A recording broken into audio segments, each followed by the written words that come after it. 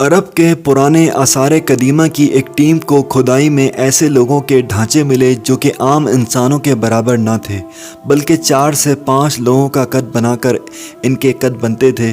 یہ قوم عاد تھی جس کا ذکر اللہ تعالیٰ نے قرآن پاک میں بیان کیا ہے کہ کس طرح اللہ نے ان کو عذاب بھیج کر ہلاک کیا۔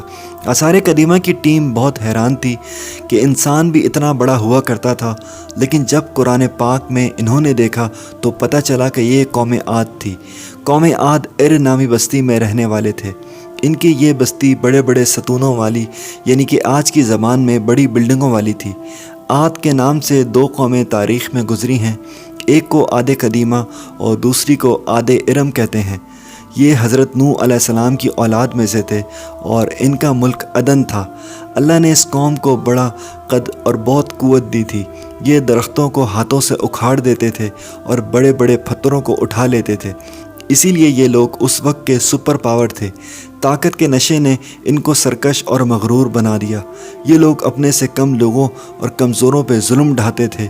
پہلے یہ توحید پہ چلتے تھے، لیکن آہستہ آہستہ شیطان کے بہکانے کی وجہ سے ان لوگوں میں بت پرستی آ گئی اور مشرک ہو گئے۔ یہ اونچائیوں پہ محل نما بڑا گھر بناتے اور اس بات پہ فخر کرتے اور تکبر کرتے۔ یہ کہیں 100 سال زندہ رہتے، نہ بیمار ہوتے، نہ بوڑھے ہوتے، نہ ان کے دانت کمزور ہوتے، بس ان کو صرف موت آتی تھی۔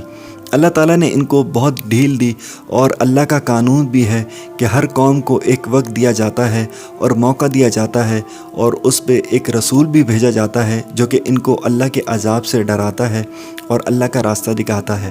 لیکن یہ بڑی سرکش قوم تھی اور کہتی جو لوگ پہلے گزرے تھے وہ کمزور تھے، ہم بہت طاقتور لوگ ہیں، اور تکبر سے کہتے لے آؤ اس کو سامنے، ہم نہیں ڈرتے۔ اور اسی گھمنڈ اور تکبر نے ان کو ہلاک کیا جب اللہ کا عذاب ان پہ نازل ہوا۔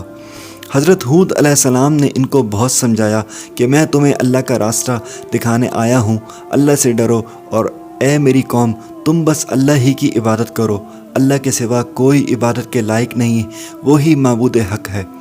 قوم عاد نے کہا کہ اے ہود، اگر تم سچے ہو تو لے آؤ وہ عذاب جس سے تم ہم کو ڈراتے رہتے ہو۔ یہ قوم ان کا مذاق اڑاتی رہی، اور حضرت ہود علیہ السلام نے فرمایا بس ان قریب اب تم لوگ اللہ کے عذاب میں آ جاؤ گے۔ جب حضرت ہود نے اللہ سے دعا کی تو اللہ تعالیٰ نے قوم عاد پہ بارشیں بند کر دیں، اور اس کی وجہ سے ان لوگوں کے باغات جل گئے اور ہر جگہ پانی کی قلت ہو گئی۔ پھر ایک دن ایک کالا سیاہ بادل آیا، وہ لوگ سمجھے اور خوش ہو گئے کہ یہ بادل ہم پہ برسے گا اور بارش برسائے گا، لیکن وہ تو اللہ کا عذاب تھا۔ اور ایسی آندھی اور ہوا چلی کہ یہ طاقتور اور مضبوط لوگ ہواؤں میں اڑ رہے تھے، اور ٹکرا کے ان کے بھیجے اور دماغ پھٹ گئے، اور ان کے وہ محل بھی تباہ اور برباد ہو گئے جس پہ یہ بہت فخر کیا کرتے تھے، اور پھر سب ہی ہلاک ہو گئے۔ بس حضرت ہود علیہ السلام اور ان کے کچھ ماننے والے ہی بچے جو ایمان والے تھے۔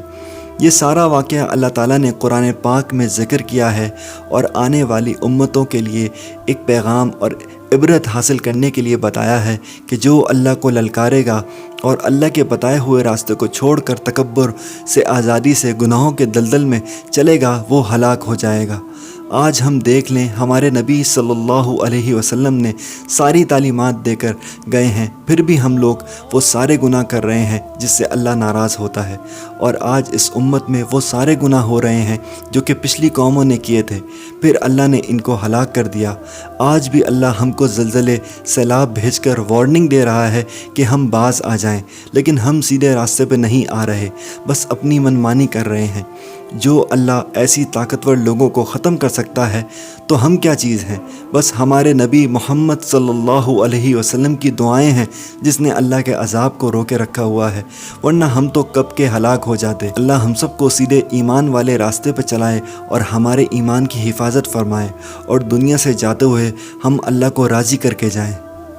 ہمارے چینل کو سبسکرائب کریں اور بیل آئیکن پر ضرور کلک کریں۔